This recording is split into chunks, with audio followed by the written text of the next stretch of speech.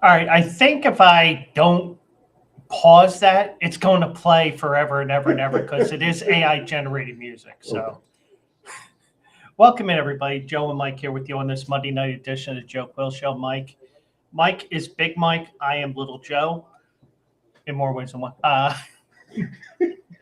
And got a lot to talk about here, and we got to hang out on Saturday. We'll give you some thoughts on that and crazy Preakness, crazy weekend, all that crazy stuff that's going on here. So, yeah, we'll talk about the Preakness and our little get together and all that.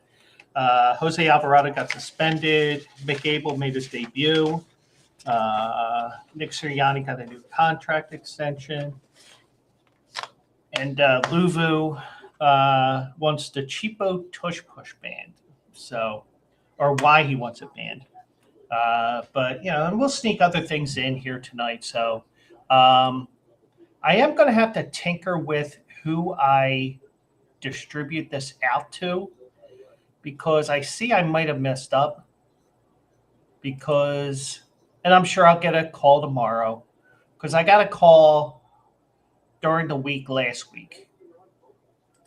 And it's like, well, why didn't you, not this past Saturday, but the Saturday before, Okay. why didn't you stream Also Eligible to Bleacher Brothers?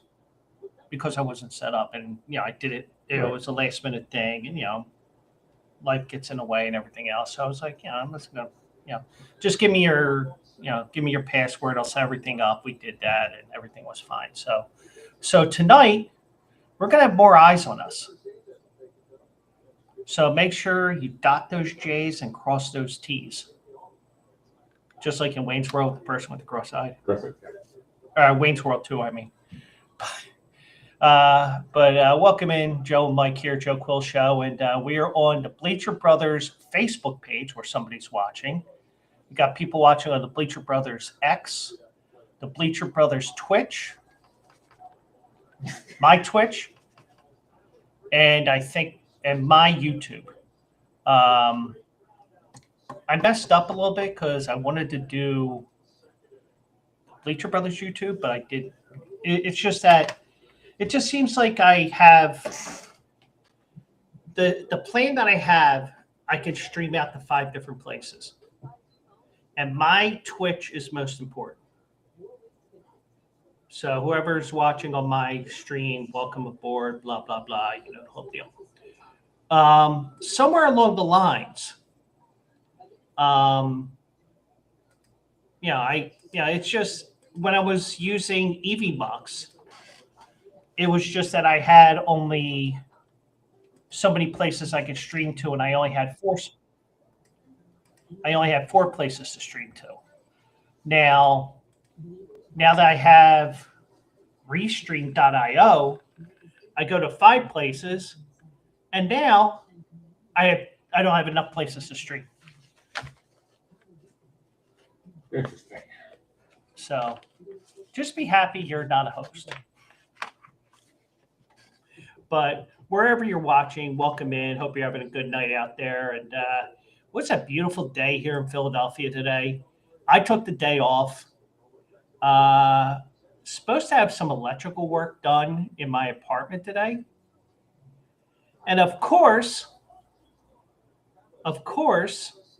because it always happens that way, I was sitting here all day. I was working on a couple of different things, and I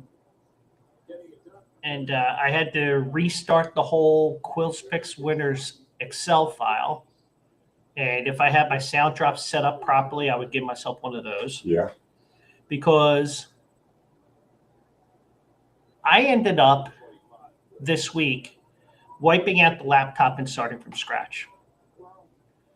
Well, I didn't move that Excel file, which had about 1.5 years worth of data on it,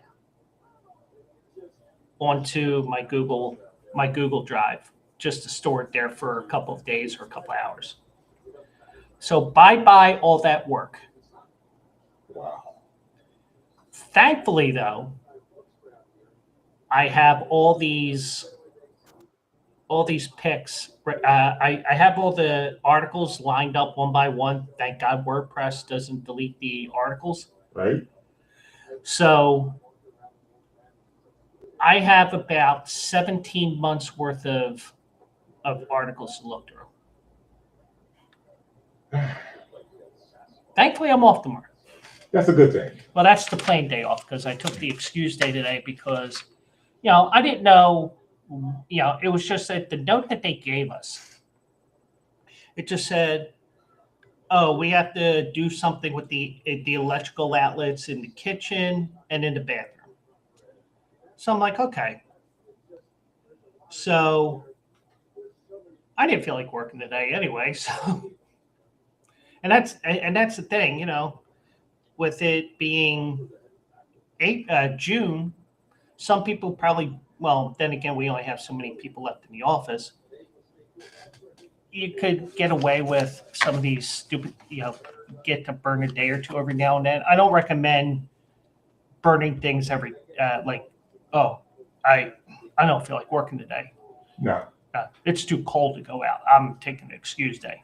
And the next thing you know, it's January 8th or 9th. And some people in the office already burned all their days, all their excuse days. So they're like, oh, I need e-time. I need this. I need that.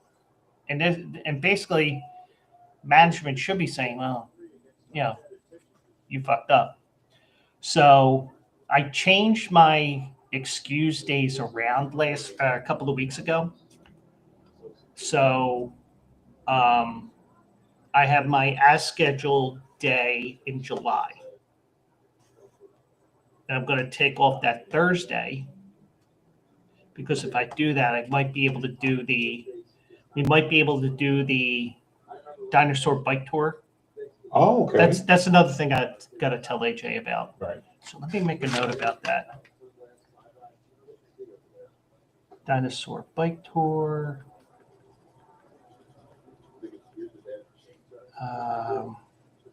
Streaming platforms. Yeah. Because I don't know, because we're on the Bleacher Brothers page tonight, and those that are watching on the Bleacher Brothers, wait a second, we're not on the Bleacher Brothers YouTube because I screwed up on that. That's right. We're on my Twitch, my YouTube. Actually, what I might do is I could always download the video and put it on my YouTube after the fact. I might do that tomorrow night. Okay. So for those that are saying, hey, Joe, you messed up, yeah, I know. It's just that even when I have 5 places to stream to, I need 6. I guarantee if I had the next plan, which costs even more money, it probably would be stream to 10. I'm making a number because I don't know what the number is. Right. Oh, I need 11. It's like, oh, Jesus. It's kind of like going to the store. You need 3 bottles of soda. You get home, oh, I need 4 more. That's about right. And that's when I would say, go get it yourself. Or fuck it, I'm using DoorDash. Next best thing. Mm-hmm. So we made a mad dash to Parks on Saturday. And I'm going to get this out of the way first because I told you I have to tell this particular story. For those that saw my show, also eligible on Saturday, I did go 0 for 3, actually 0 for 4, which is a rarity because I had a winner on Wednesday. I had a winner on Thursday. Yeah. A winner on Friday. Hat trick. Okay. It didn't hit one race, but then again, a couple of those races I got my money back using Twin Spires. So, and I gave out a 7-to-1 shot yesterday that won by about 3 inches. Hmm. And then today, I gave you guys a 10-1 winner. And I don't know where I stand for the month because I fucked up with that file, so I got to start from scratch. Right. So, Schwarber's up. Come on, Schwarber, give me that homer. Nope. I got for those that are watching. Schwarber struck you out. You fucking bum. But we're watching the Phillies game on the TV over here on the floor here tonight. So I have one TV that I have right now, which is about 4 or 5 years old, ready to be. But we just got everything all. I got the Fire Stick on there, and we're watching the game. So Mike saw something on Saturday that I happened to do twice on Saturday. Now, the first time I was by myself, but I still admitted to it. I thought I played the 2-horse in the 9th race, whatever the name of it was. The 4 comes flying on the outside on the turf and wins. I look at my wagers on the wager tab. Oh, wait, I had the 4. And what I did was I wrote everything down. I mean, you saw that sheet that I had. Yeah, I saw it, yeah. The one side of the sheet had Pimlico. The other side had Churchill Downs. Right. Churchill Downs was a waste of time and money. Well, yeah. But so that happened once. But I had to do it in front of Mike for some reason. Now, in the dinner party stakes, which was the last race before the Preakness, I gave out on the show on Saturday. I gave the 4-horse, which did not finish. I just want to check one thing here just now that it came to me. Probably could have just pulled up that one. Yeah, I could have. Let me pull this up here. Because my horse did not finish. The horse that I picked for also eligible and Quills picks winners. Only because, I'm a dope. Actually, I had a good excuse for that to win, picking that horse, but, So let me find it here. Dinner party stakes.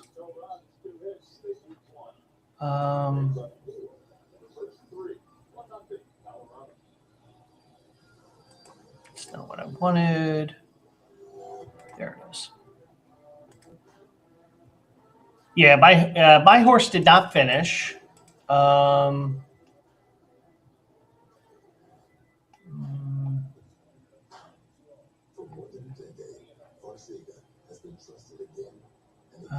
Neat dueled to the inside of Abramar. Steady when engulfed by outer foes into the far turn. Was taken up soon after. Faltered, was eased through the foul for a long and walked off. Okay, so doesn't look like there was an injury there, so that's good. But the one thing I told you guys on Saturday was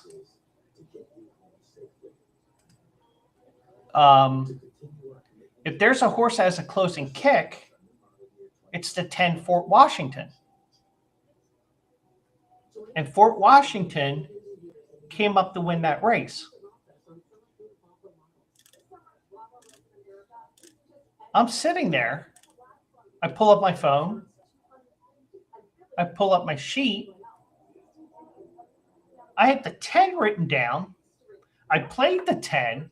I played the 10 in a double when I gave out the 4.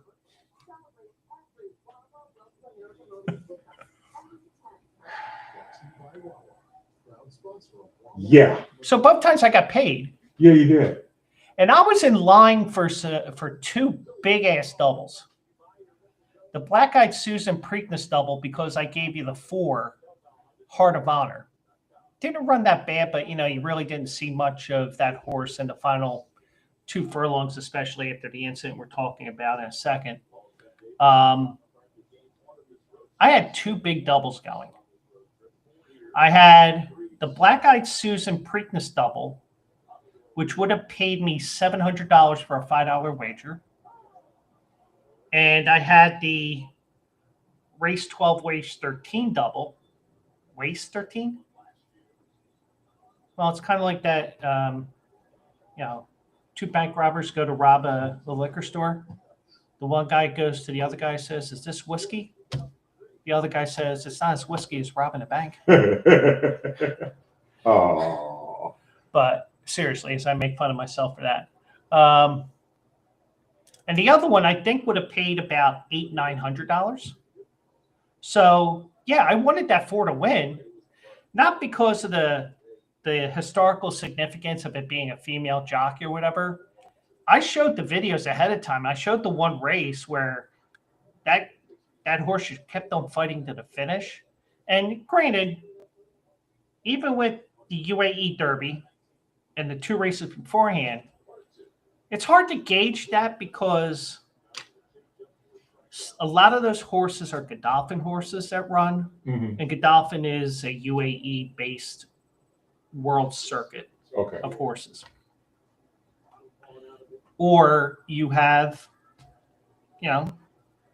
and some of these other horses are turf horses that are running on the dirt because, hey, let's run on it. Let's see if we can get into the Kentucky Derby. So my horse finished 5th. I didn't hit that, but I did hit that late pick 4. Now, granted, if that pick 4, if that 4 horse would have won, I would have had a $1,000 pick 4, tax free, Right. because it was $36 times that by 300. That's your threshold. Right. It just didn't get home. But I did have that horse. I did have Journalism, who, and I'm gonna show this tweet here because let me pull it up here. It's from one of the people that I follow on Twitter, good buddy of mine. Well, allegedly. Like I followed him even in the beginnings of Twitter when in the off season from calling races, he was calling baseball games for an independent baseball league in California. He said to me the next day, "I saw you in there. Why weren't you talking to me?" I said, "I couldn't get the chat to work." But let me pull up this. Okay, so I got the right tab here for that. And once I find it here, okay. So here's the original post here, and my reply is underneath it. Thank God, so I don't have to feed through everything. Now I'll blow this up here for you guys so you can see it here. Now, Vic Stauffer is a great handicapper as well. He plays in these big money tournaments all the time. So Rispoli, who's the jockey of Journalism, was in an impossible spot. Journalism saved his ass by being an incredibly brave beast and bullying his way through. Was it a bad ride? Probably, but split-second decisions must be made. Pratt made a decision. Pratt was on the 1 horse,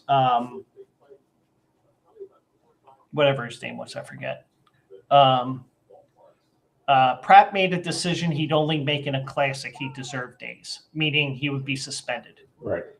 So my reply, I was surprised they didn't take longer to look at the whole 3-horse pileup. Now, granted, when we were at Parks,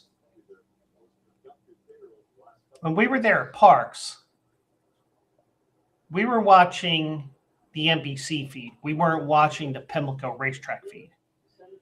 Now, Pimlico would have been better for any announcement that there was an inquiry on that race. Right. Or the 8 filed an objection against the 1. Because that's what I would have done if I was on the 8. Even though my horse was cooked, well, he got cooked even more, bouncing off the rail because the 1 wanted to block the 2. the one horse wanted to block journalism. Right. So that's what, Pratt was on the one horse. So I said, yeah. But I said, yeah, the suspension is more appropriate here because when you get these big races like this, they try to do all they can to not DQ. And by the way, it's 2-0 Colorado. So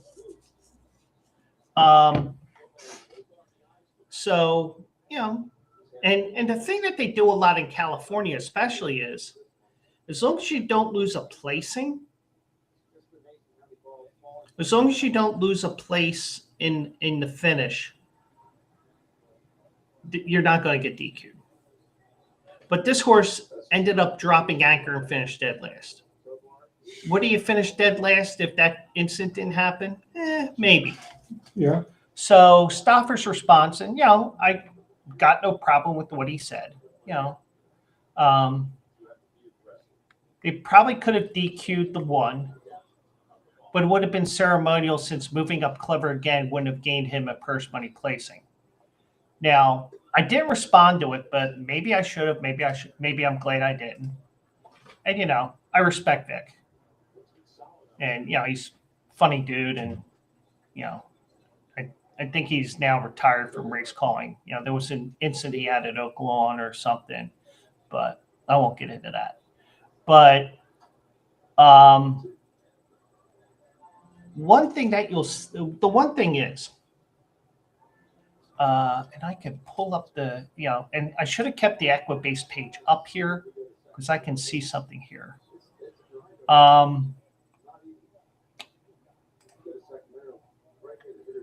Okay, so here's the chart from the Derby. I'm not going to share it. The one horse was goal oriented. Okay. So the top 5 horses got paid. The owners of the 5 horses, I should say. Right. So journalism's owners earned $1.2 million for the win. Gosker, who almost stole that race, and it ended up losing like the Falcons lost to the Patriots after having a 28-3 lead. They got $400,000. Sandman got $220,000, and I have to tell you about that phone call, even though you heard about it.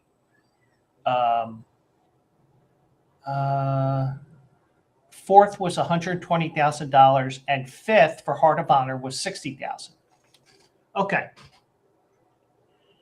Now, Clever Again would not have gotten any money for running no matter what happened here. Right. However, if you claim foul or the stewards go through with this inquiry and decide, okay, well, goal-oriented created the whole incident. He knocked the 2 into the 8.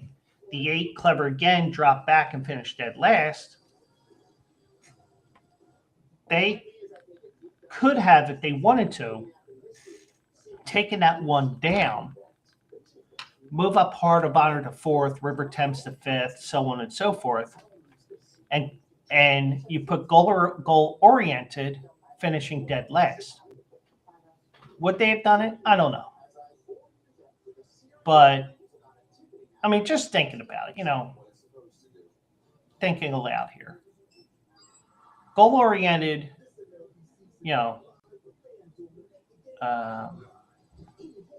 and some will probably argue journalism caused everything. Well, he kind of did, but he was trying to get through a hole that was closing rapidly on him. There was. Yes, it was. So journalism wins. I at least had him in the pick 4. So at least I finally hit a pick 4 this year. Now, granted, I paid 36. I got 88 back, but, it beats losing 36. That's true. But we did get to see a damn good race, and another race where in the final quarter mile of the race, we had another case of traffic and all kinds of trouble in the stretch. The most famous one is the Fleet Alex race in 2005, where he got basically knocked off his feet. Jeremy Rose stays on, and he takes off and wins by about 4.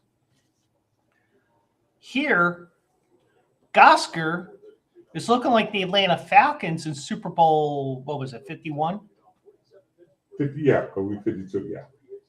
So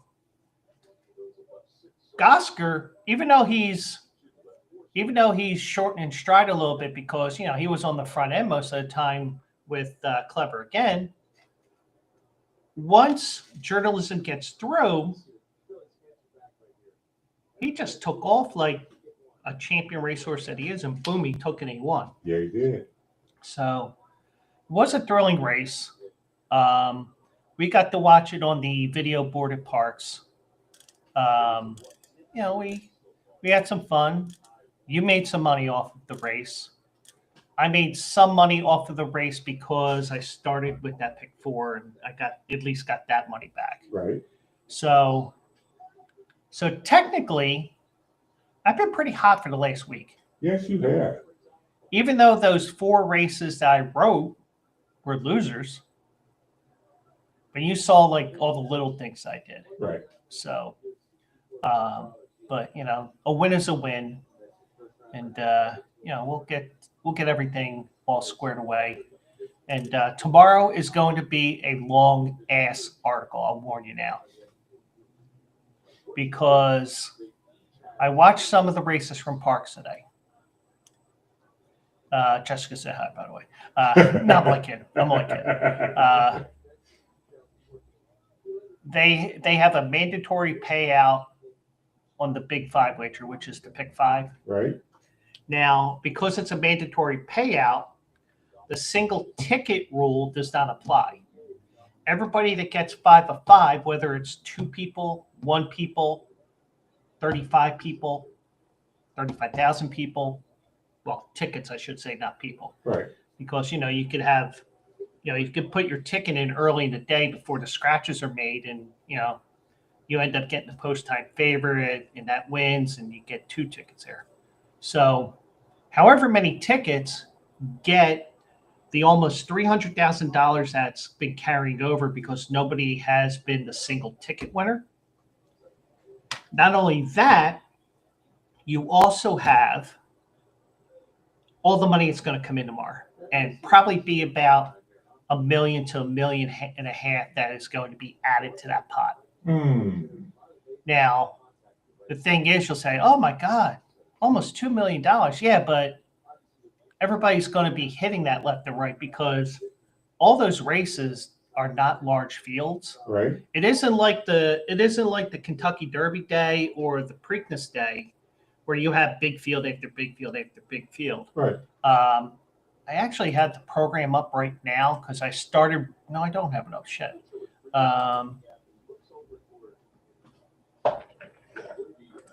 Well, I could do it this way. Let's just pull up the entries here. I just have to pull up that file in a second. Tuesday, May 20th. They only have 8 races. And that's partially because they ran 10 races on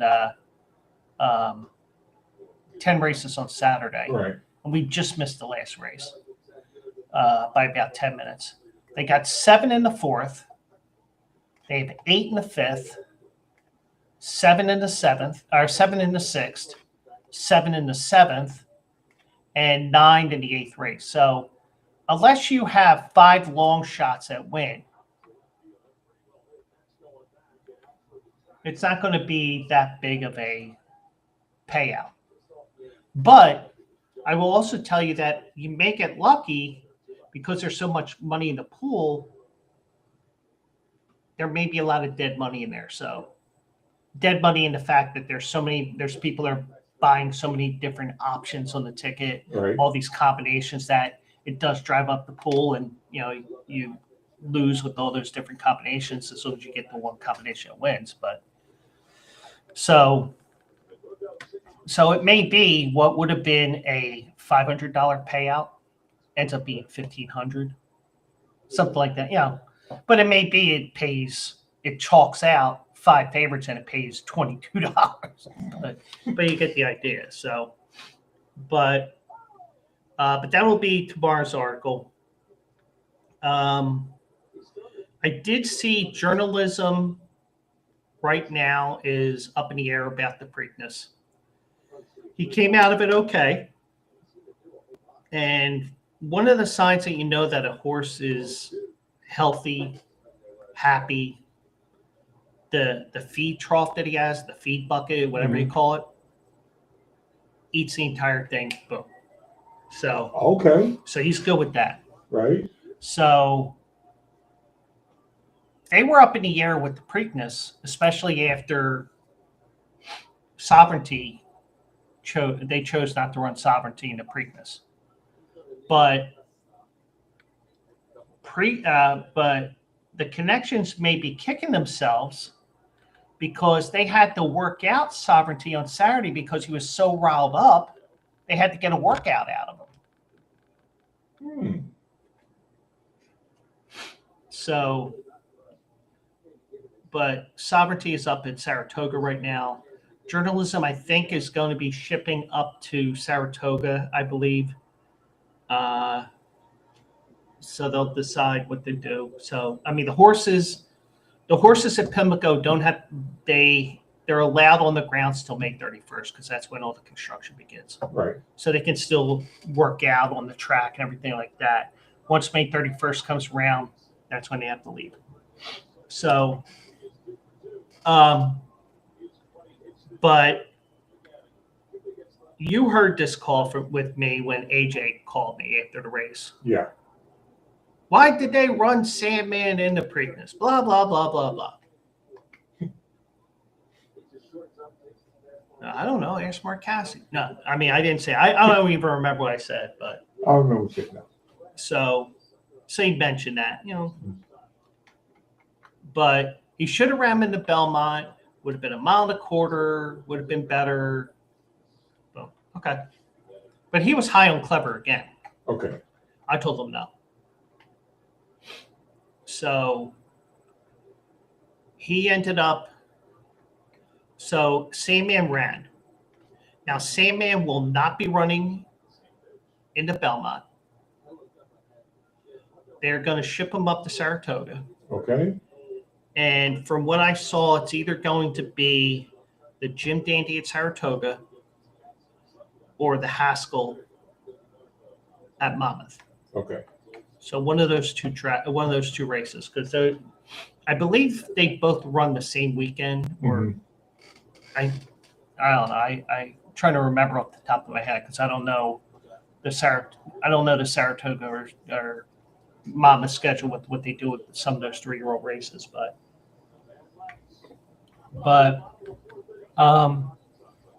yeah. So did I miss anything? Don't sound like it, no. Yeah. So AJ called me. He called me like 5 different times. It seemed. But it was all fun day.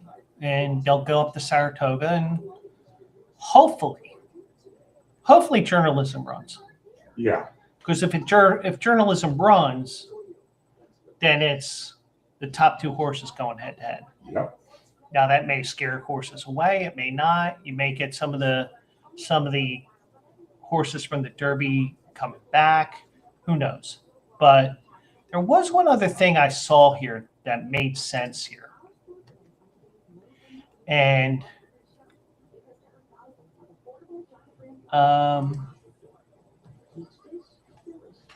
this is from Matt Dinnerman. He is the track announcer at Oakland Park and Monmouth Park. Okay. No, that's not the one I wanted. He did some work for me, unintentionally.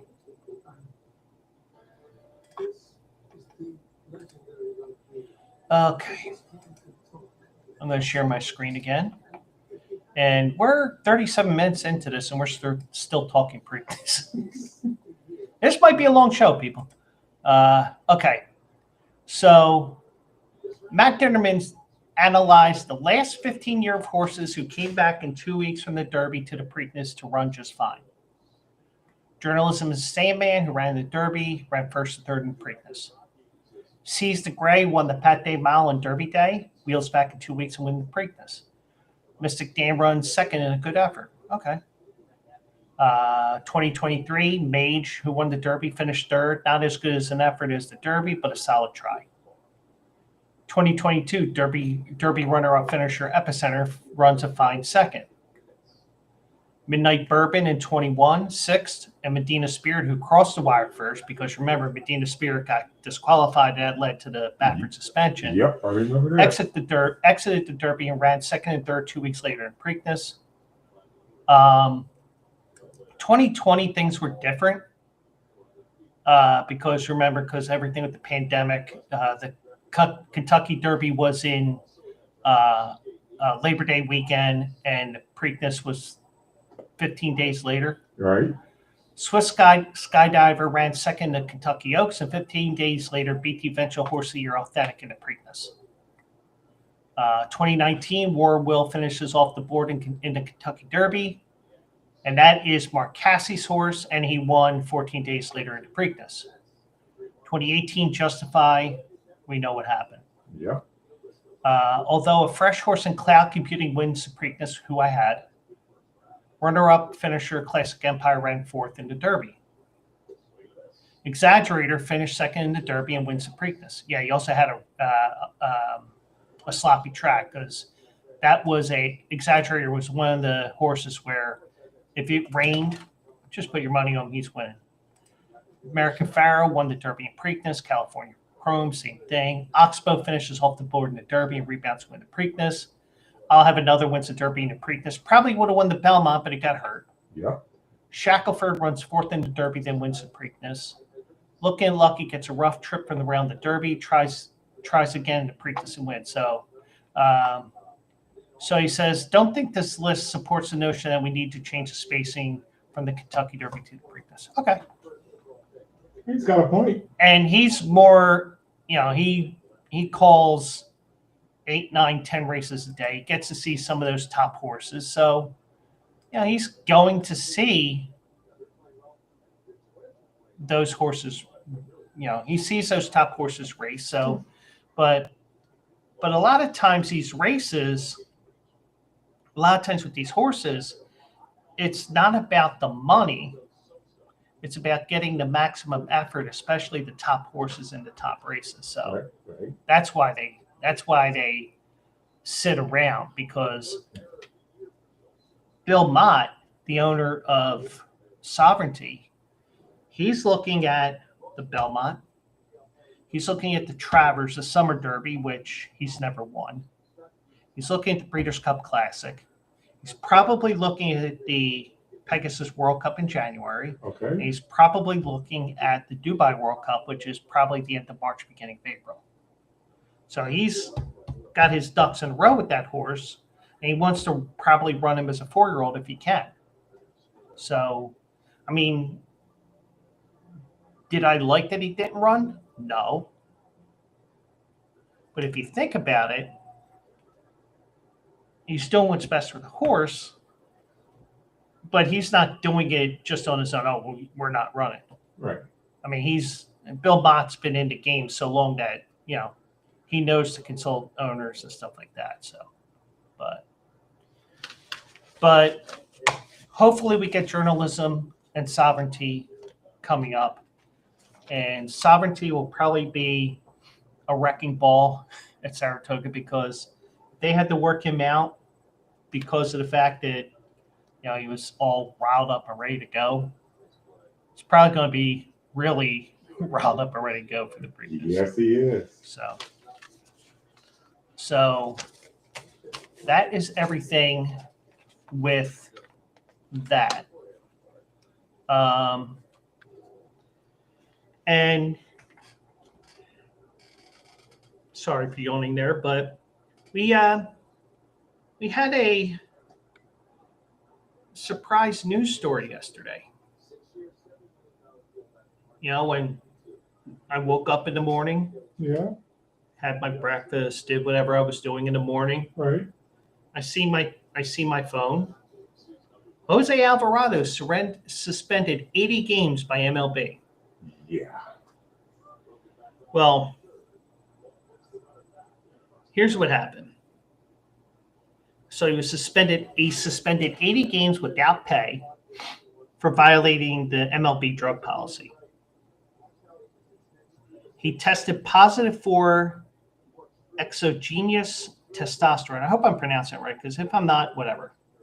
So it's considered a performance-enhancing substance. The suspension is effective immediately. First game was yesterday. So also, and here's the big kicker. Not only are you suspended 80 games, you're ineligible for the postseason. That's a ouch. So you have two deterrents here.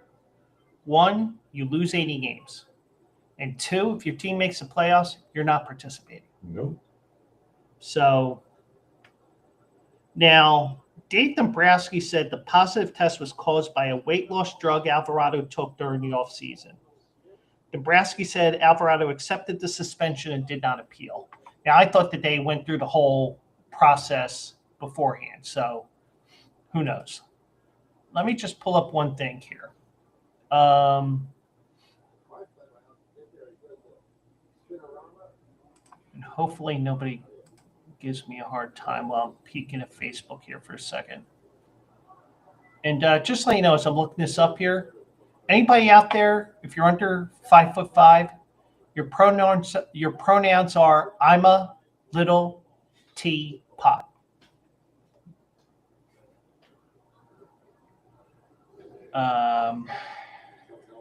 Also, April is Procrastination Awareness Month. Oh, last month. Yeah, what's this month? You said April. I know. What's this month? May. Yeah. So we're announcing it a month late. That's about right. Oh, hold on one second. Got it. Okay. Where is it here? So I just shared this article only because, or this comment, only because, you know, it was just a reminder if I need something to look at, I share a lot of shit on my personal Facebook just so that we can, so I can have some things if I'm really desperate for a story. So, so this is from Edge of Philly Sports, and this is through John Clark. Jose Alvarado was in spring training, said he lost 10 to 15 pounds in the offseason and gave up some of his favorite foods. It seems a weight loss drug caused the positive test. Dave Dombrowski said Jose tested positive and then had 2 negative tests after that. Dave said it's from a weight loss drug. Now, one of my friends said testosterone is not a weight loss medication. Alvarado's average salary is a hair over 7. This year he's earning 9. Either Dombrowski is lying or he's truly an idiot. The one thing I just said is I was just sharing this for my stream, but I know testosterone is not a weight loss drug or whatever.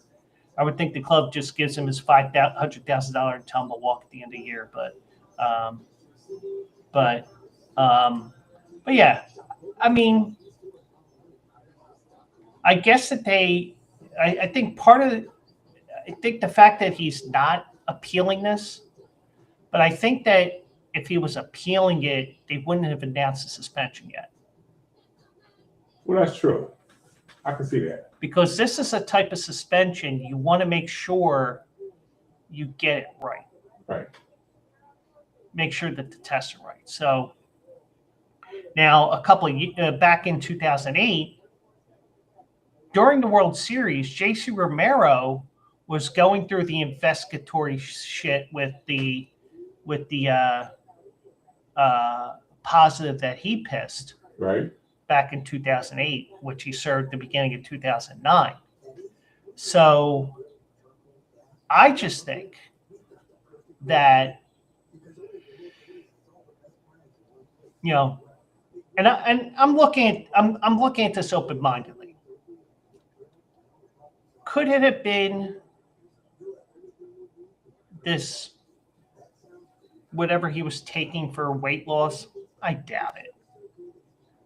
But, you know, like I said to you before, you have false positives all the time. You know, poppy seeds, they come up on your drug test. You know, there's other things that lead to positive tests and everything. And I mentioned how if you drink too much water, it will come up as it will come up as a saturated test. I forget what the title was, but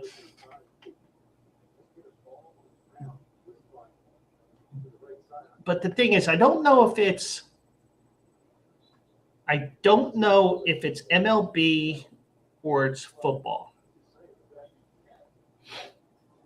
They don't have to say what the drug is, but if you say it's something else, then the league will say, no, it wasn't that, it was this. At least that's what it used to be. Right. So I don't know what they were doing. You know, see, the thing is, this is so far above my pay grade that, you know, if you told me that if you could prove without a shadow of a doubt that it was this medication or whatever he was taking, okay. Do I sense that it may not be it? I sense it may not have been that either.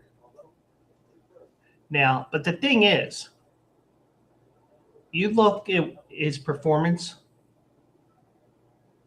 and you look at his pitches. Oh, he throws 100, 100, 200, 103. When he comes back, he's probably going to throw 100, 100, 100, 200, 3. Yep. And it's not because of anything with these pill, whatever he was taking. The reason why it seems, one reason why that it seems like everything's going so much faster, the pitchers are faster, and part of it is, you know, science and everything else, but also they also changed how they measure pitches in baseball now. No longer is it the speed of the pitch when it's crossing home plate. Oh, yeah. It's when it leaves the hand. Yeah. So that's why you're seeing 104, 105, 106. I mean, Nolan Ryan, what would he pop? 108, 109? Oh, yeah, But the big thing here is Alvarado not only misses 80 games, he's not eligible to play in the postseason. So Dombrowski says it's not something he did knowingly. I believe that the way he talked to me. Now, the one thing is, I think this is the case in football as well. And I kind of heard this with the morning show guy on 97.5 because I follow him on Instagram. Not Mikey Miss, the other guy. Yeah. Kincaid, yeah. Yeah. If you're unsure about a medication, you can get it checked. Because, okay, will this cause a positive test?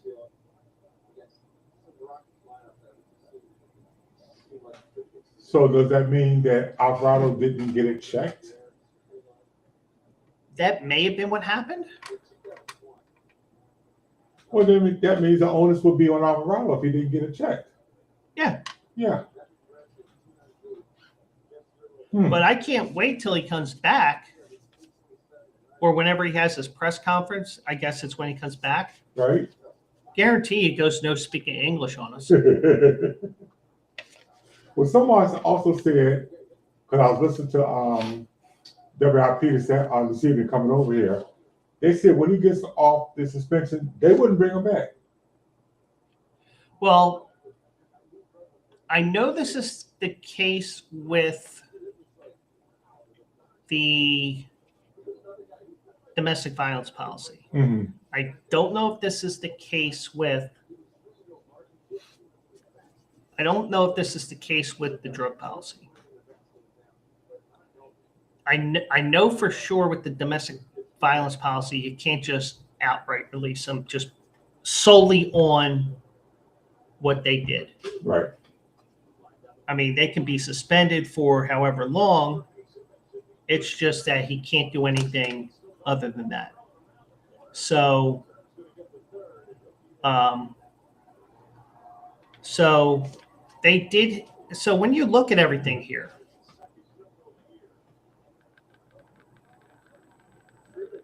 I think that if you're unsure about a drug, get it tested. Exactly. But, you know, it's just that he didn't do it and he's got to pay for it now. So now this may fall into line with what I was saying yesterday, except it doesn't necessarily fall with WIP from what you're quoting. Okay. Now, first, barring any rainouts, the return will be August 19th against Seattle, which I think is here. I think, yeah, that's what they say on WIP. It will be against Seattle. Yeah, it just doesn't say at Seattle or in Philly, so Right. I don't know. So Alvarado will lose $4.5 million, approximately half of his $9 million salary this year, as part of a $22 million, $3 million contract he signed in 2023. Now, this may be what you were talking about, but maybe because I don't listen to WIP. I mean, the only time I listen to WIP or 97.5 here in Philadelphia is when you have it on your car. Right. And the reason why is your car, your radio. So,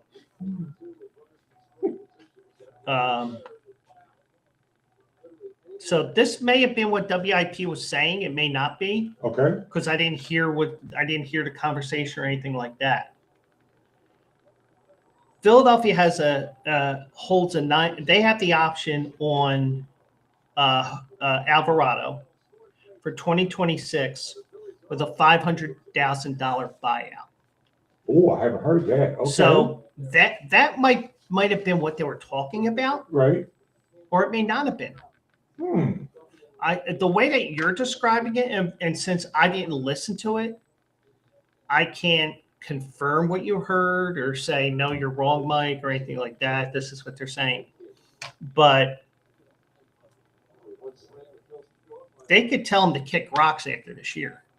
Yeah. And just give him $500,000, tell him to go away.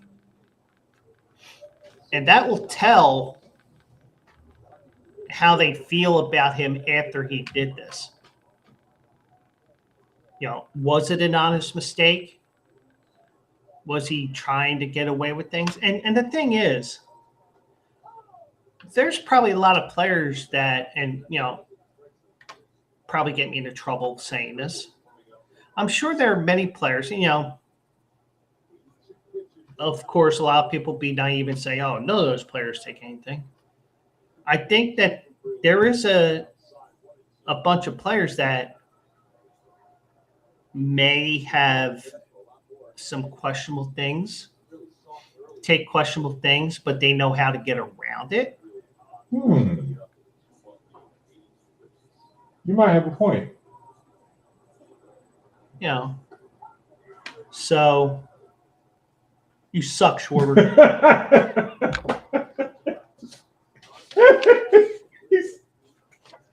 And for those that are just tuning in, the reason why I said that is Schwarber struck out again, and I decided to take Fanatics up on their offer of hitting a home run tonight. It was boosted from plus 300 to plus 350.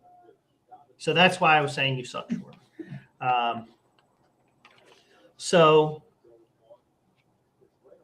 Rob Thompson said we got to move on. It's too bad, but we got to move on. We have really good pieces here that can pick up the slack. Two schools of thought. Mm-hmm. If he comes back and if it helps the team, if they're in a playoff race to help them to get to the playoffs, maybe that shows that he is sorry. On the other hand, if you got a rotation and got your closers in, and he comes back and you said we don't want to mess this up, then you're gonna sit him down. Well, I think you keep him on the roster. Yeah. It's just that when October comes around, you just tell him to take a hike. Right. Or, is he even allowed to be on the bench to watch the game, or does he have, that stuff that doesn't even matter. But so the closing options are Jordan Romano, aka Corky, Of course. Right. and Orion Kirkring. They did not mention Matt Strom. I noticed that. And I'm glad I picked up Matt Strom on my fantasy team because, the way that they use the back end of the bullpen, 3-4 different guys, I will just put him in tonight, Well, he might end up being just a settle guy like Manson was for Lidge. Yeah. Yeah. But they don't have a true closer. That's true. They haven't used it. Right. So Romano has 5 saves, including Sunday, where he struck out the side to preserve a 1-0 win. And every time I notice it and I have an opportunity to do it, I bring up the Red Fox heart attack meme with Corky Romano. Corky Romano pitches a 1-2-3 inning.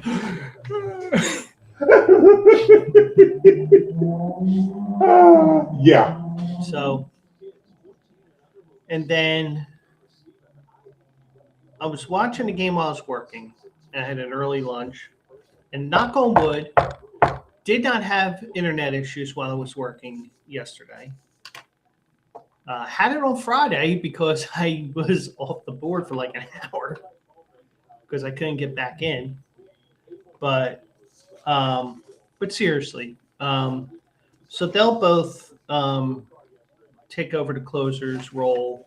I'm sure Matt Strom, I'm throwing him in there. And Alvarado's the second player suspended this season. First was Jerkson Profar, who was suspended 80 games on March 31st.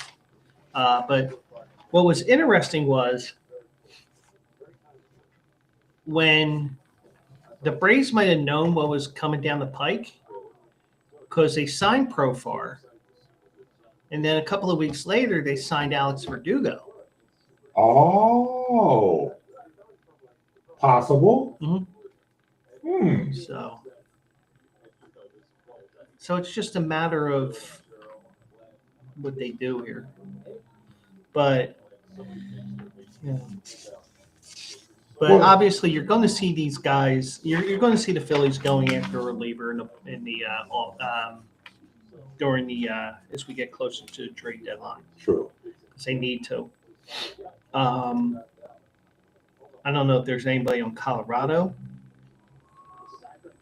Probably not. Start looking around and, the way that I would be a GM, try to beat everybody to the punch with the move, but that's just me. So, whether you believe he did it on purpose or it's an accident or whatever, I'm staying neutral on this because I'm not saying he did it on purpose. I'm not saying he didn't. It's just there's so many different factors here. That's what I'll tell you. But it is what it is. We don't get him back until August, and when the season's over, we tell him to leave. It's unfortunate, that's for sure. So, but the one thing is, and we just saw on the TV here that Tom McCarthy gave Mick Abel's, I think it was his father there. Yeah. It might have been his family in general, but he gave it to the father, obviously. Gave him his scorecard from yesterday's game. I saw it. Now, I'll tell you one thing with Mick Abel. He pitched pitch for pitch with Paul Skeens. Yes, he did. And I'm not surprised that the Phillies struggled against Paul Skeens because it's the first time they faced him in person. And in some regards, even though you have 20, 25, 30 starts, however many he's had since he got called up last year, they never faced him in person. Right. So you can look at, in my opinion, you can look at video all you want. But once you see him on the mound, and you stop wondering how the hell he hooked up with Libby Dunn, But it was your classic pitching duel. It was everything that you wanted it to be. And I'll tell you what, when I saw Mick Abel, when I heard it that he was coming, I'm like, oh, okay, that's interesting. But he did everything you wanted him to do and more. Yes, he did. And I'll tell you what. Was I expecting 9 strikeouts? No. Just get the number of innings in. Just keep us in the game. Yep. He did exactly that. He really kept us in the game. Yeah. And I don't know about you. I think it was a smart move by the Phillies saying, okay, well, you're up here for the one game and you're going back down because they need somebody to fill that spot. Right. And also, you also need an extra bullpen arm, not only because of Alvarado, but also because you're playing in Colorado. Right. The concentration camp for pitchers. So you really have to make sure you have the arms there. And, Sanchez is holding his own after giving up those 2 early runs. Yeah, he is. It's just a matter of getting Freeland out of the bullpen and get him out of the game and get the bullpen out there. And the thing is, Freeland's a good pitcher. It's just, he's just on a shit team. But now, I said this to somebody yesterday. And, I was just trying to see if it would get a response, and I got a like out of it, I think. I said, when it came to Mick Abel, because, part of my thinking is they'll look at the number of innings he's pitched this year. Because I thought at first that they were only going to let him pitch 3 innings because Jordan Romano started pitching in the 4th. Right. So I was like, oh, shit. Or in the 3rd, actually. So I was like, wait, does he have like a 40, 50 pitch count here? But he pitched 6 innings and he was very efficient as well. So it wasn't like he was struggling with a lot of pitches. If he was striking them out, he was striking them out in 4 or 5 pitches at the most. Because his pitch count was very low. I think it was at 85 pitches, if I'm not mistaken. Yeah. I can confirm that for you in a second here. But I think we could be looking at some good things from him over the next 5, 6, 7 years. By the way, Dallas Wings are losing by 7. So, but anyways, I want to send him down. Well, the reason why you send him down is all because of the arbitration thing. Yeah. Keep him under your team control as long as you can. Yep. Let me see here. No, not today, you dumbass.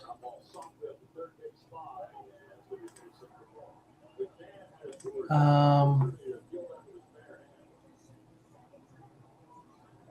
right, bigger shocker in the game. Mick Abel, 6 innings, no earned runs, no walks, 9 strikeouts, 84 pitches. Or that game only took an hour and 59 minutes to play. The second one by far. Yeah. Although the first one is close. It's the second one. Yeah. Less than 2-hour game? Mm-hmm. Wow. An hour and 59. Mm-hmm. You got it. Okay. Yeah. So, and the three guys that you want to have at the end of the game pitch the 7th, 8th, and 9th right now. Kirkring, Strom, Romano. That's right. Okay. And Romano had another 1-2-3 inning. Yes, he did. He's getting better. So we're gonna need him. Mm-hmm. So, but the one thing is, and I said this before, the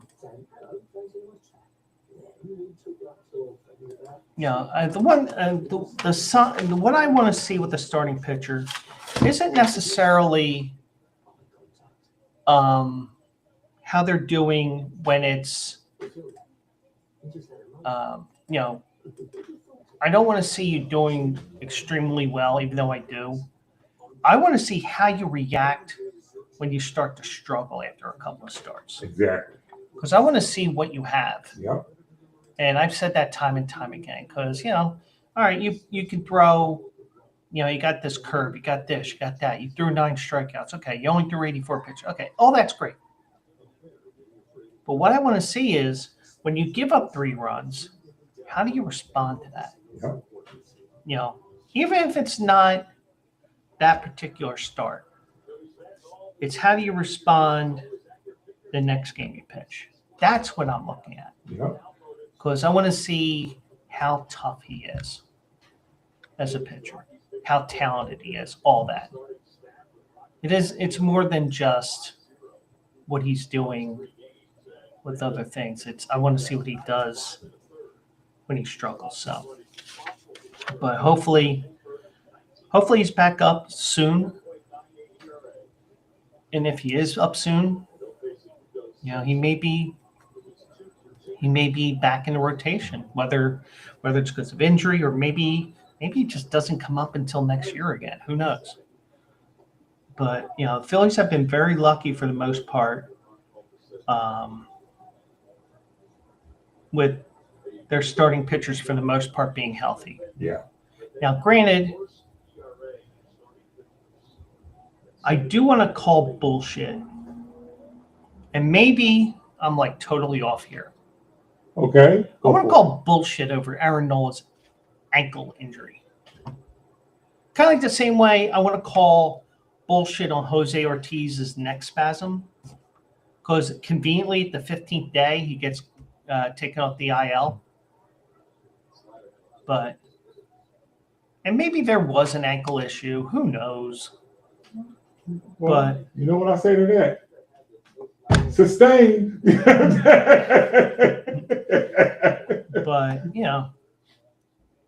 But for the most part, the Phillies starting rotation has held their own in terms of injuries. Yeah. I mean, you had some issues with Suarez last year, a little bit this year, but not too much. But that was just more getting started late. Nola's out now, but for the most part, they haven't had, knock on wood, that.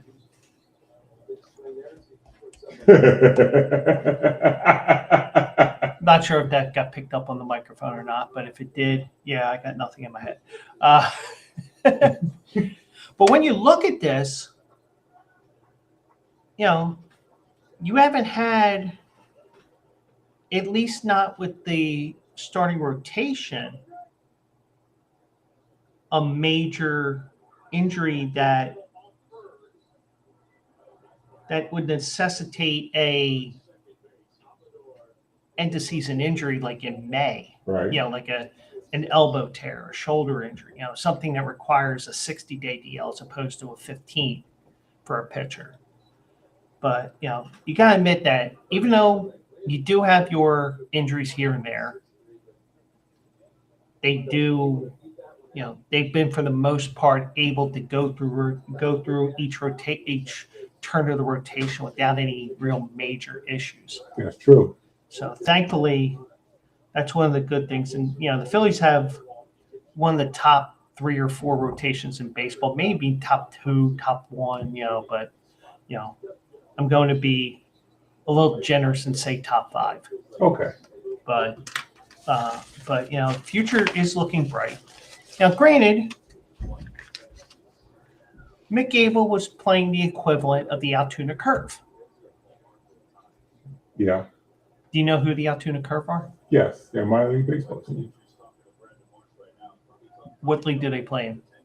Or if you don't know the league, what minor league classification? I would say Class A. Yeah, you're off a little bit. Double A? They're Double A, Oh, okay. and they're the Pirates Double A team. Gotcha. That's why I said the Altoona Curve. See, I could have said Indianapolis. You could That's have. our Triple A team, but Right. but a lot of times. Ooh, that was close. Oh. But a lot of what they do, they just, they've gotten very lucky over the last couple of years, and you hope the luck continues for at least another season, because eventually Andrew Painter's going to come up. Eventually, Abel's going to come up. Yep. So you're going to have 2 starting pitchers, or at least we think they're going to be starting pitchers, who are going to be in the major league rotation. So, so Taiwan Walker, go back to Taiwan. Oh, wait, he doesn't spell it T. No. Well, I call him Chinese Taipei Walker Gotcha. because of the whole Chinese Taipei versus Taiwan. Ranger Suarez is a free agent, even though I wouldn't want him to go. No. Sanchez is under the Phillies' control for a couple more years. Cool. He can stay. And then you got Wheeler for a couple more years, and you got Nola for a few more years. And Nola just signed an extension, didn't he? Nola did sign an extension, yeah. So you got your top 2, even though I called bullshit to his ankle injury. Your top 2 is set. Mm-hmm. Now, Suarez, too many S's and Z's. Right. It's almost as hard as a Polish last name. But they have, they're set up now. And the thing is, it's just like how the process failed with the Sixers. It's like, oh, we got the number 1 pick. Well, that number 1 pick didn't come through for you. A lot of the players that you're going to draft and everything like that you call prospects, they don't necessarily make it, but you could see a couple of guys come up here, and oh, by the way, they'll be making the league minimum. Yeah. So that money could be spent elsewhere as well. That's true. Kyle Schwarber, even though he struck out 18 times tonight.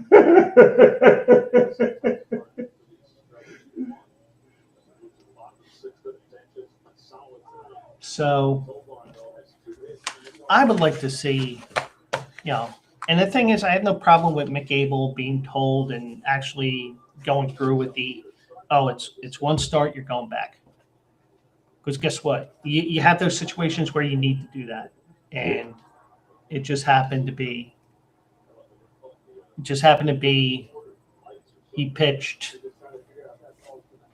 extremely well against a Pittsburgh team which is total trash this year, which shocks the hell out of me because I thought they were actually going to do something this year. But so now, before we continue to the next story,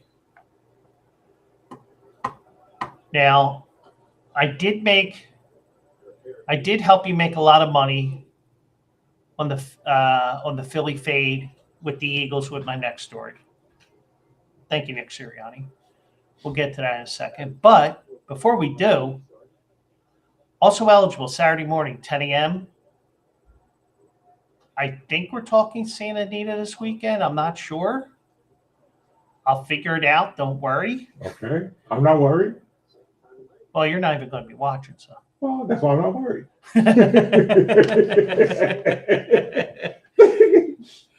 But that's on the Bleacher Brothers channels, and I'll figure out make sure I'm streaming to the right places. This Saturday, probably Santa Anita, 10 a.m. Eastern, 7 a.m. Pacific.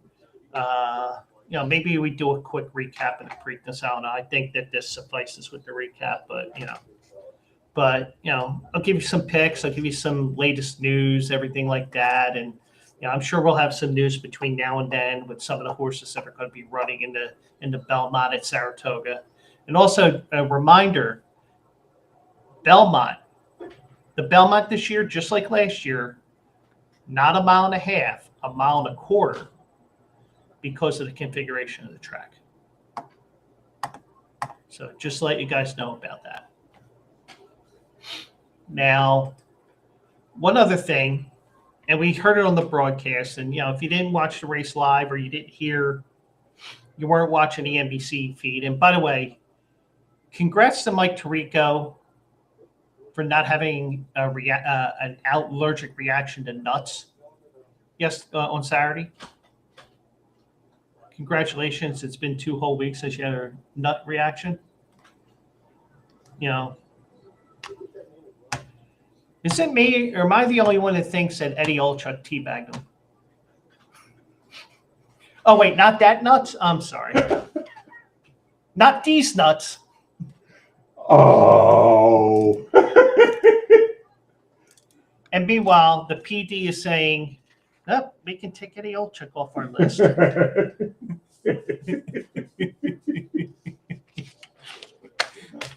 My buddy.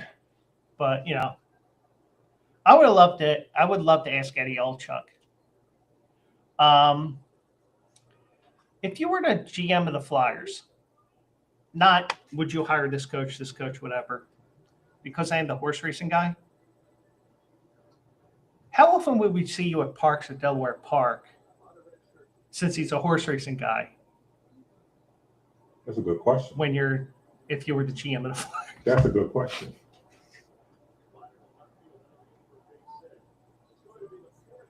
His answer will probably be 0 because, these things called cell phones, they have apps. Yeah. And Right. you saw me using my app all day. Yes, I did.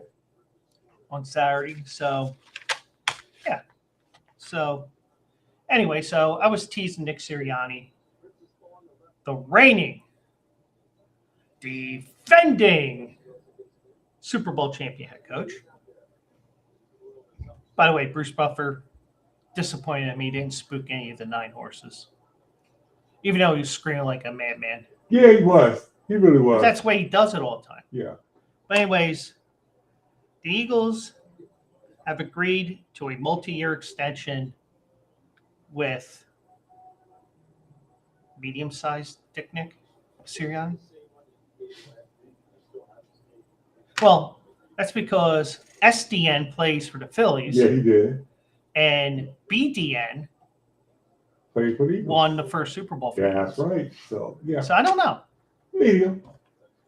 But terms of the extension were not disclosed, so we probably won't know for a while how many years.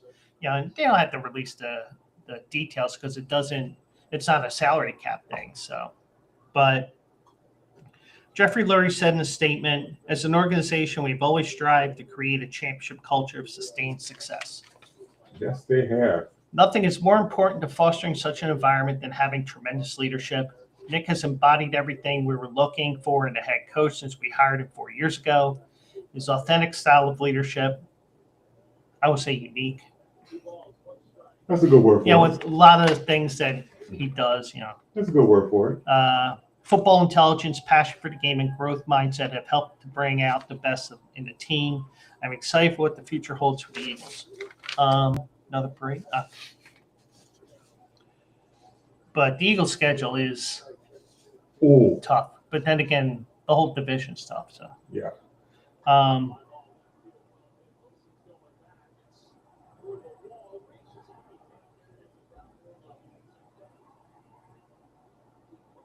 And it's a grand rule double 3-1.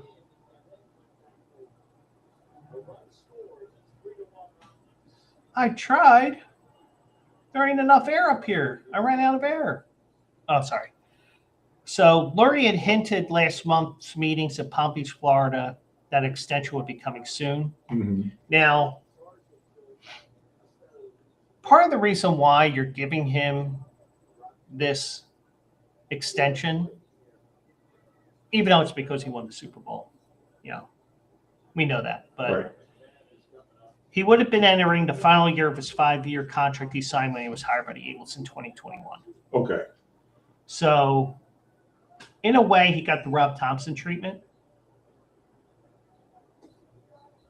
So, he ended up getting an extension here. So, he's 48-20 with the Eagles. Third highest in the Super Bowl era right now. It's 706. 6-3 in the postseason. Yeah. 5 of those wins at home. Yeah. Has not won on the road yet. He's guided the team to 2 Super Bowl appearances, and he guided the team on a Super Bowl parade when they went belt to ass to the Kansas City Chiefs. Yes, they did. That's a good way of putting that. So, and we all know about the 1-6 collapse down the stretch in 2023. Yeah. And they got off to a 2-2 start, which was like, uh-oh.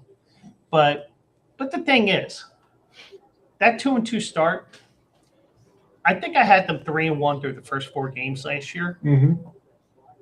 The one thing is, and they did it to the Eagles again this year, they gave them a late September game in Tampa Bay. Let me just check one thing. I believe it's week 4. Also, the same damn week. Yeah, week 4. And oh, by the way, it's a 1:00 game. We had that last year, like you said. So, since Tampa Bay's the home team, you know what they're going to do. They're going to wear their white uniforms. Yeah. Which means the Eagles have to wear their dark uniforms and use that advantage on them.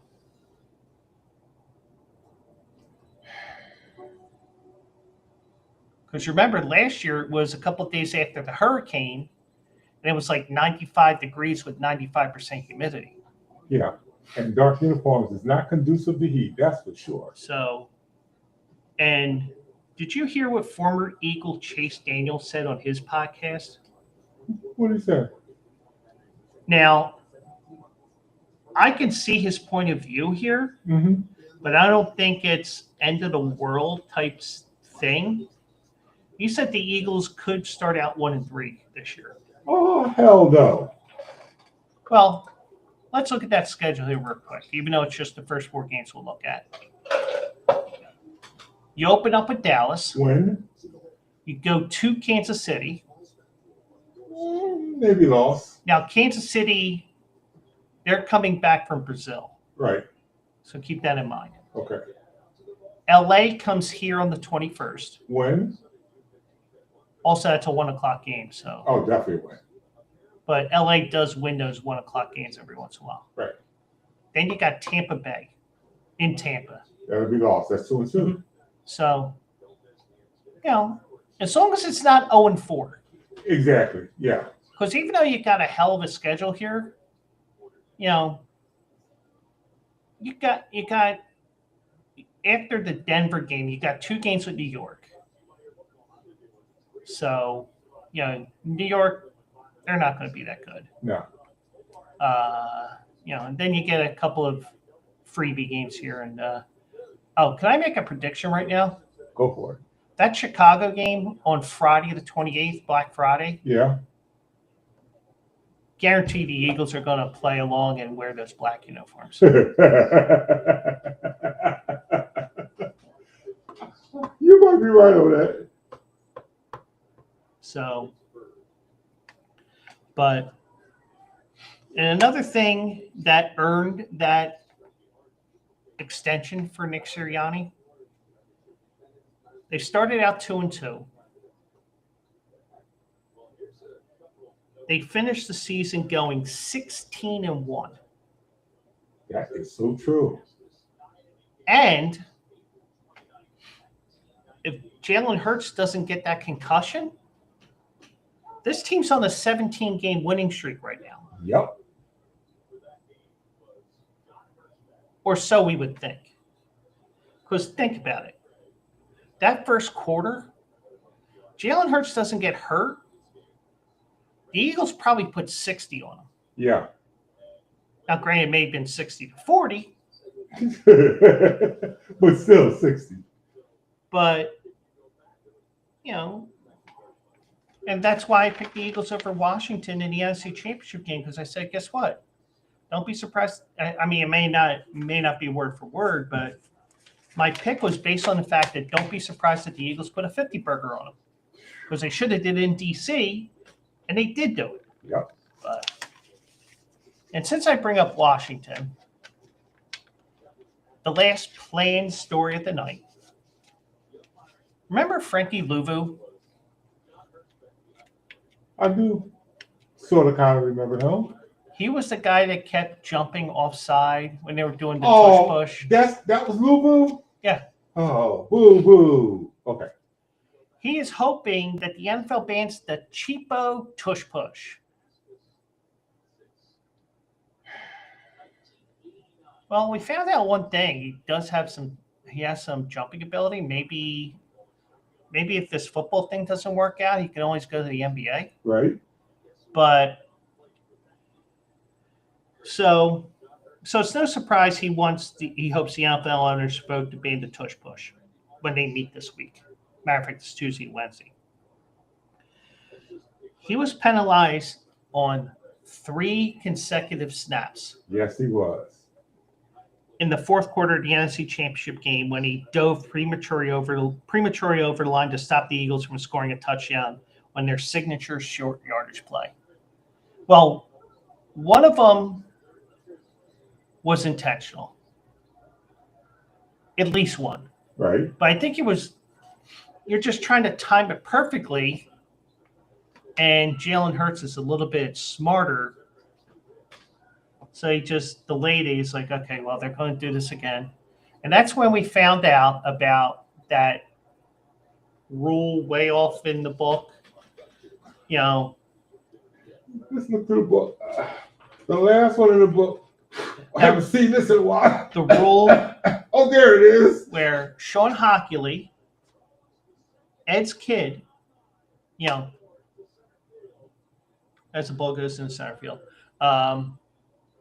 You remember Ed Hockley? Yeah. The gun show? Yeah, the gun show, right?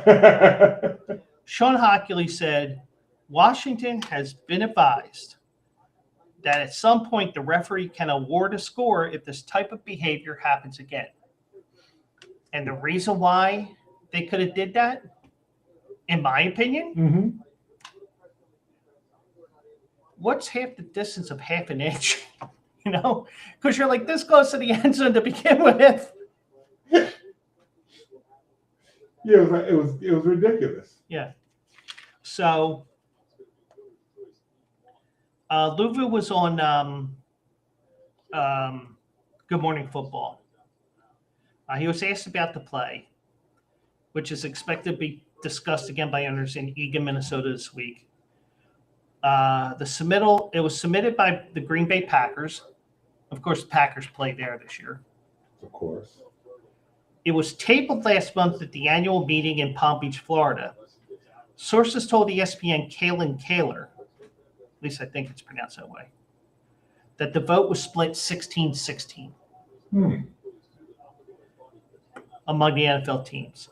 24 votes are needed for a proposal to pass. Okay. So keep that in mind with the other things I'm going to mention here. They're unrelated to that because I'll give you a summary of what they're going to be talking about here at the meetings. Okay. So Luvu said in an interview with Good Morning Football, my personal opinion, I think they should ban it. Sour grapes, if you ask me. But it was. But I know the argument is going to be about, hey, you guys have to stop it. Don't get us in short yardage and whatnot. Which is true. But like I said before, you see everything, and you just gotta figure out a way of stopping it. Tampa Bay has figured out how to stop it a couple of times against the Eagles. They did in the playoff game a couple of years ago. Yeah. I think they stopped it in the regular season last year as well.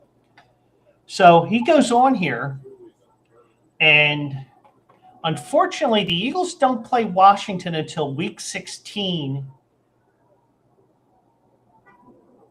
in Landover, and they play week 18 here. So guess what? Yeah. If they had scheduled that for earlier in the year, he would really feel it here. Right. But he's still going to hear it in week 18. But it isn't like week 1 or week 2. But he says it's kind of like a cheapo play. It's pretty much a scrum in rugby. That's how I kind of look at it. And we've got to have a scrum too on the other side. And the scrum is we have a cadence where we all go at once. It's not like you hard count and this and that, where now you're getting us or myself jumping over the pile thinking you're going to snap the ball. It's just my own personal opinion. I'm going to leave it at that. Good thing about the Eagles, even though we've been doing the tush push, we are a team that can and will adapt.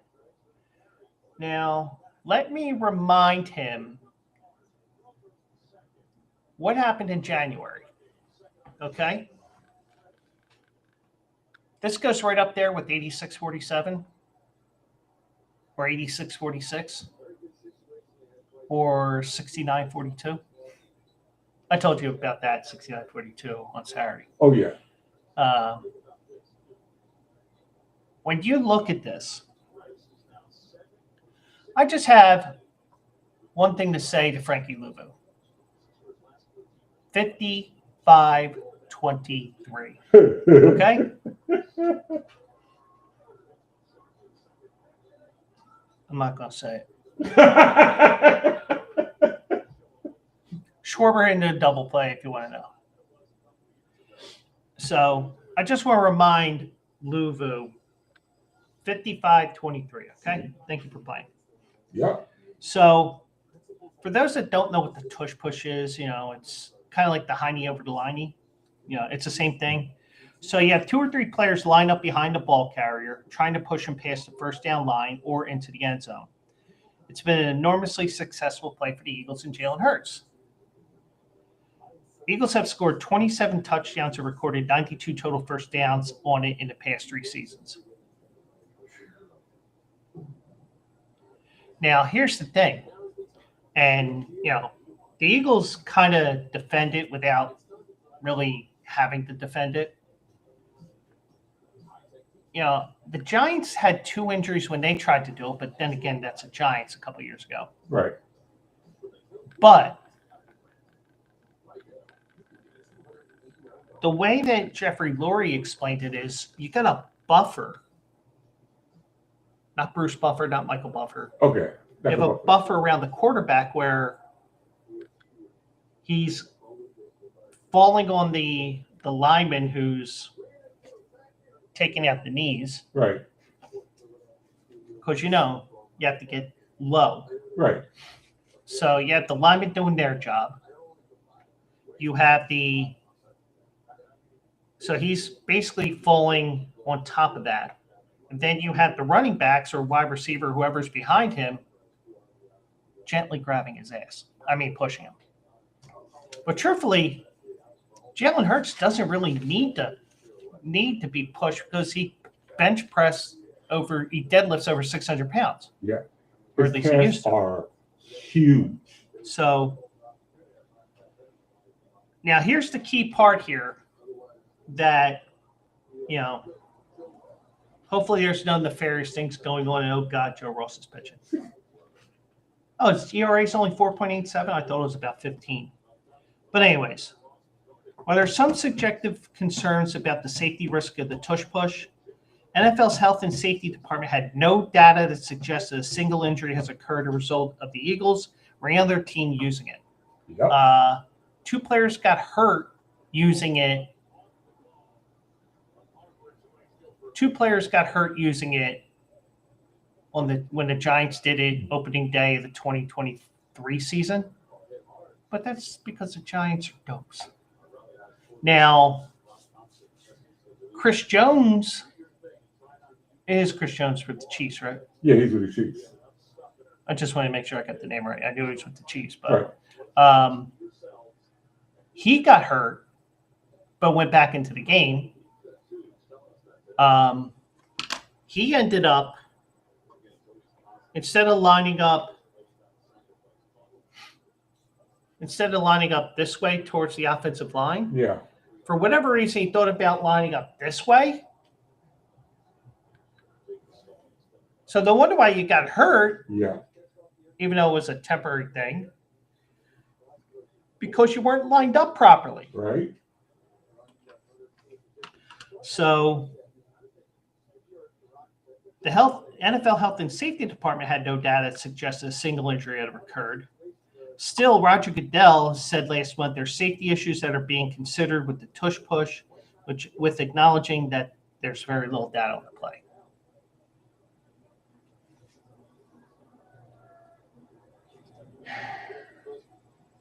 Like you said, between Jalen Hurts and Saquon Barkley, combined, they could bench press over 1,000 pounds with those legs.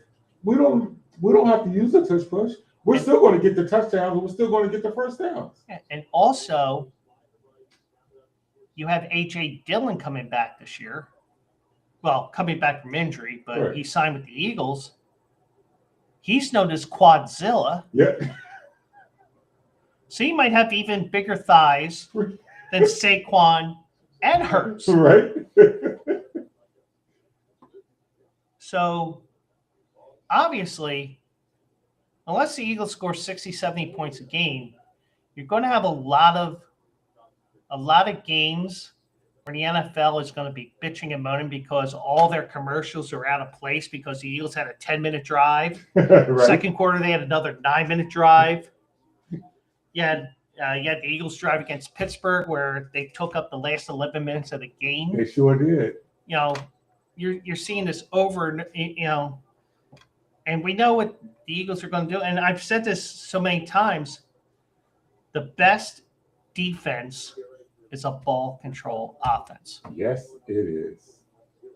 And, and one of the things I look at the end of the game, even though it's not always an indicator, because sometimes it does skew away from what I'm talking about, but,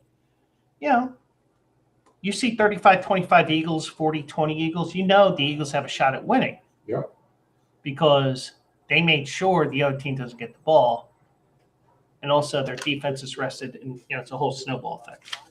So Jeffrey Lurie said there's no data that shows it isn't a very safe play, or we wouldn't be pushing the Tush Push. I bet he's doing the Tush Push with his Sally Struthers' wife.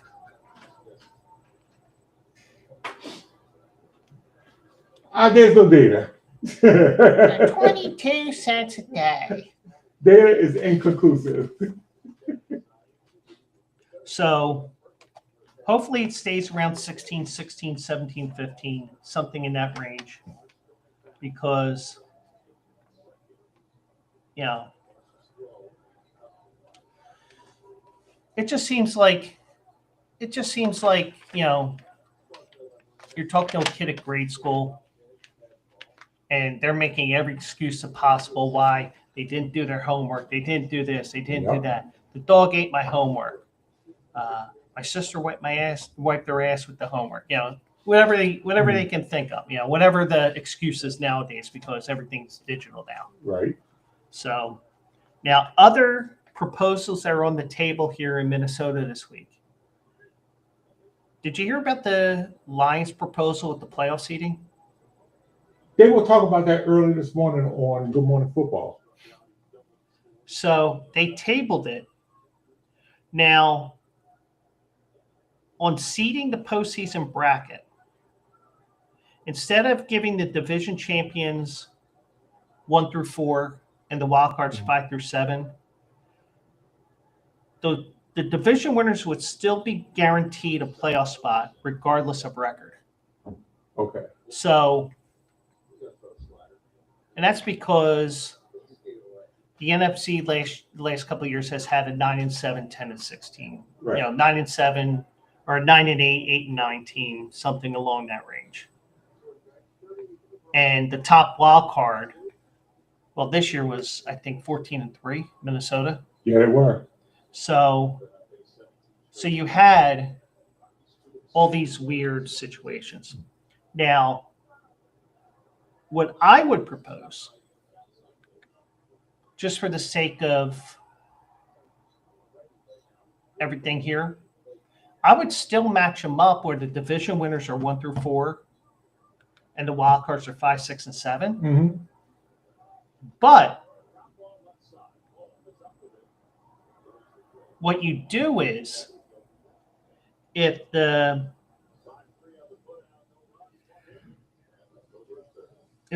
Minnesota Vikings are 14-3 again, and the Rams are 10-7 like they were, Right. because remember the Rams, they tanked that last game Right. They did. when they could have won the 3 seed because Tampa Bay lost as well. Right. So what you do is, what I would propose, you seed it the same, but if Minnesota's record is better than the Rams' record, flip it, because Minnesota has the better record, they get the home game against the Rams. But you still wouldn't be rewarding the division winner though, if you did it that way. They get into the playoffs. Oh, okay. Your reward for them is in the playoffs. And that's what they want to do here, Hmm. where the division winner does get in, Right. but depending on where they are in that group of 7 is where they would land. So Interesting. let's say Tampa Bay or whoever wins the South this year wins at 9-8, Right. and this goes through.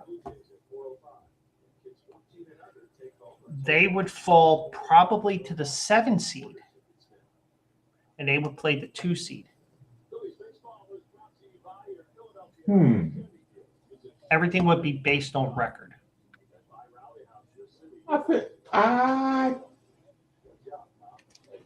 I see where you go with this, because if they won a division, you still keep that. But if you're going by the record, even though you won a division, you're the 7th seed because of your record.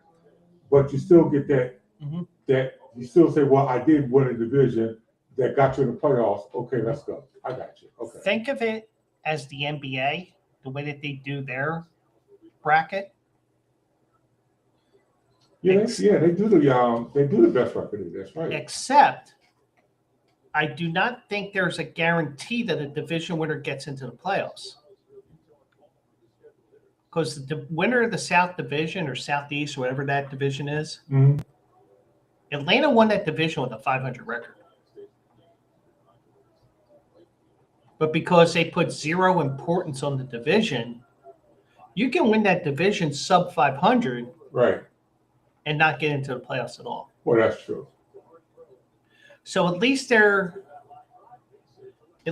giving the division winner an opportunity to play in the playoffs because they're the best of their 14 group. At least they're getting in. I can see that. It's just that they won't be guaranteed a top 4 seed and a home game anymore.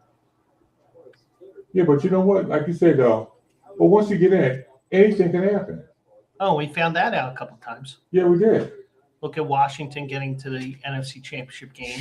Yeah, that's because they got in. Yeah. I mean, Seattle, they got in at 7-9 that one year. They had the Beastquake game against New Orleans, Right. where they won that game. And yeah, was it unfair to New Orleans that they had to play on the road even though they had a superior record? Yeah, but they didn't win their division. No. So, but there's no indication of if there was a vote taken or anything like that. They wanted to study it a little bit more, so that's why they tabled it for a month. Okay. So the current system, now it happened even more with the 16 format, but now with the 17 per conference format, it's led to quite a few situations where the wildcard teams with much better records were forced to play a four-seeded division champion on the road. But what's interesting here is, I think the reason why the Lions are doing it, and if somebody's a Lions fan in the crowd and they want to say something, I believe that we will win. I believe that we will win. No. I believe the reason why they're proposing it and not like Minnesota, for example, is they may have sour grapes that they had to play Washington. Oh. I don't know. Okay. I'm just trying to read their minds. I haven't really looked into it. Gotcha. So that's what they're suggesting with that. And the league is also issuing a proposal that would allow its players to participate in flag football when that sport makes its Olympic debut in LA in 2028. I disagree. Why? Because the players want to play in it. Oh, well, but that's what you got the Pro Bowl for. That's a variation of the flag football. Yeah. But the proposal would allow only one player per NFL team to be selected by a country for the Olympics. Okay. In addition to each team's designated international player. It also provides for injury protection and salary cap credit in case of any injuries and requires minimum standards for medical staffs and field services. So we may finally get to see Jordan Mailata running with the ball. We know we can. Yeah, we saw those rugby videos. Yes, we did. But I mean, I don't know how I mean, I don't know what the Eagles will have in store if they end up losing the opportunity of doing the tush push. But like everybody here in Philadelphia says, figure out how to stop it. Yeah.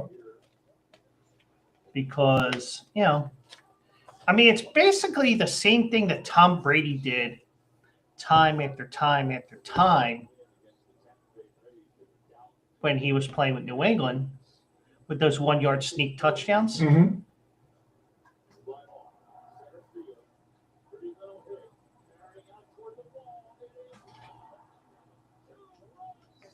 Wrong guy hits a homer, though. Phillies take the lead 4-3 on Alec Boehm's homer. And yes, I'm pissed that it wasn't Kyle Schwarber. But anyways.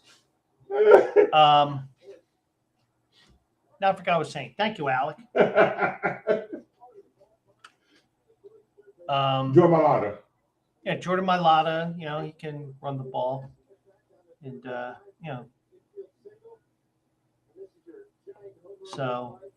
Yeah, but you said between Corey, Dillon, Saquon Barkley, AJ Dillon. AJ Dillon, Barkley, and Hurts. Mm-hmm. Those quads with those three, mm-hmm. You don't do Tush Push, fine. Yeah. We'll sneak it. Yeah. We'll give it to Barkley. Barkley won an extra 2 extra, 3 extra touchdowns anyway. Give it to him. Yeah. So I'm glad I dumped Halverson off of my fantasy team because he just gave up a 2-run homer. I mean, I got rid of him a while ago, but still. So anyway, so that'll do it for this Monday show. We'll look over some things here. And why is that still? Okay. Yeah, I'm just trying to figure out why my computer isn't lit up like it usually is. Because I was playing video games earlier today. Oh, But anyway, so that's it for the Monday edition of the show here. Mike, thank you for making the trek up here yet again. of course. And thank you everybody who's watching on the Bleacher Brothers X, Bleacher Brothers YouTube, Bleacher Brothers Twitch, my Twitch, my YouTube, and we'll fix that. I'll fix that for next week, AJ. And starting tomorrow, we'll be on the I guess I'll be on the Bleacher Brothers YouTube. I just have to call AJ and make sure if I'm supposed to be on this one or the indie, because he did everything the other day, and but either way, we'll do it live. I'll do it live again tomorrow night at 9:00. Reminder: I am in summer schedule mode, so Monday, Tuesday, and Thursday at 9:00. Also eligible 10 a.m. on Saturdays. That stays the same, and we'll get this all done here. So thank you all for joining me here tonight on the show, and we'll do it live tomorrow night at 9:00. Have a great night, everybody.